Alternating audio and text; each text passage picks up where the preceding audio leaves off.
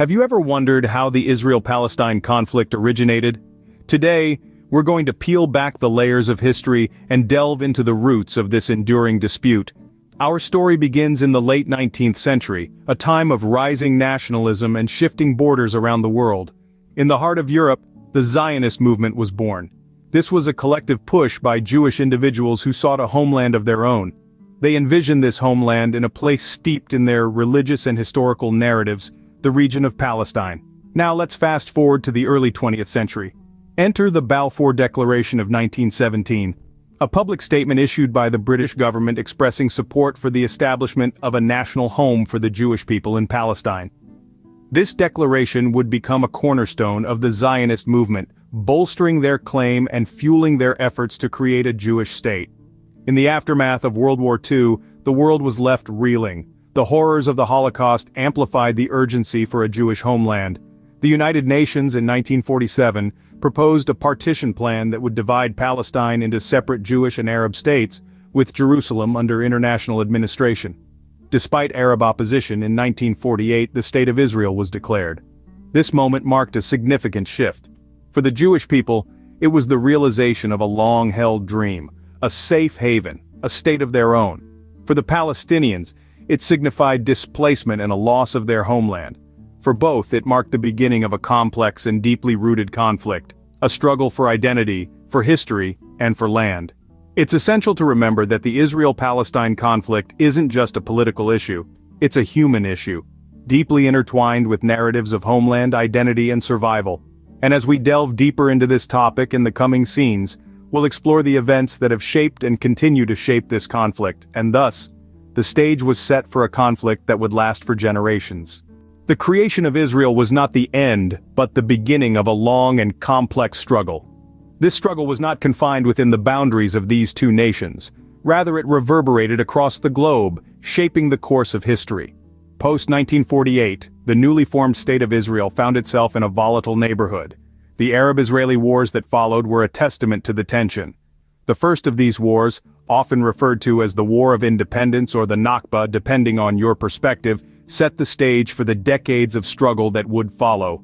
The Six-Day War in 1967, a conflict of such brevity yet profound impact, saw Israel capture the Gaza Strip, the Sinai Peninsula, West Bank, including East Jerusalem and the Golan Heights. This swift victory, however, came with long-term consequences. The occupation of these territories intensified the struggle, turning it into a battle not just between nations but between people living side by side. The Yom Kippur War of 1973, initiated by Egypt and Syria, was a surprise attack on Israel on the holiest day of the Jewish calendar. This war, despite its initial shocks, ended in a stalemate, further entrenching the deadlock. But as the dust of the wars settled, a new force began to emerge on the horizon. Palestinian nationalism started gaining momentum. The Palestine Liberation Organization, led by Yasser Arafat, became the face of this movement. Their aim was clear: a sovereign Palestinian state. Yet the road to this goal was anything but smooth. With every passing year, the struggle became more entrenched, the lines of division more pronounced. Amidst this turmoil, there were numerous attempts at peace. From the Camp David Accords to the Oslo Accords, efforts were made to find a solution to this enduring conflict. Yet, each attempt seemed to only scratch the surface, leaving the core issues unresolved. Despite numerous attempts at peace, the conflict continued to escalate. A testament to the complexity of this struggle, a struggle that is not just about land, but about identity, history, and the very right to exist. The late 20th century saw a rise in violence, and also attempts to broker peace. The first Intifada, which began in 1987, marked a turning point in the Israel-Palestine conflict. Sparked by decades of frustration and discontent, the Palestinians initiated a widespread civil disobedience campaign. This grassroots movement, characterized by strikes, boycotts, and protests, was met with a heavy-handed response, leading to significant casualties on both sides. In the midst of the turmoil, attempts were made to find a peaceful solution. The 1990s ushered in a new era of diplomacy with the Oslo Accords. For the first time, the Palestine Liberation Organization formally recognized Israel, and Israel acknowledged the PLO as the representative of the Palestinian people. This mutual recognition marked a significant step towards peace. However, the path to peace is never straightforward. The assassination of Israeli Prime Minister Yitzhak Rabin in 1995 by a right-wing Israeli extremist sent shockwaves through the peace process. Rabin, a key architect of the Oslo Accords, had been instrumental in pushing for compromise and dialogue. His death was a devastating blow to the fragile peace process. The Second Intifada erupted in 2000, triggered by the failure of the Camp David summit and Ariel Sharon's controversial visit to the Temple Mount.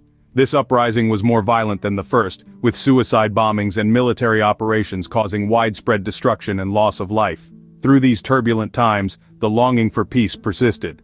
The Camp David summit, though unsuccessful, was a testament to the tireless efforts of leaders on both sides to find a resolution.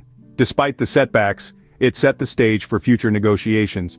As we moved into the 21st century, the conflict continued to evolve, influenced by regional dynamics and global politics. The quest for peace, however, remained constant. The struggle for coexistence between the people of Israel and Palestine, despite the odds, is a testament to the enduring human spirit. The turn of the century brought new challenges and changes. In the new millennium, the conflict has taken many forms. We've seen the erection of the Israeli West Bank barrier, a contentious symbol of division, built with the aim of preventing violence but criticized as a tool of separation and control.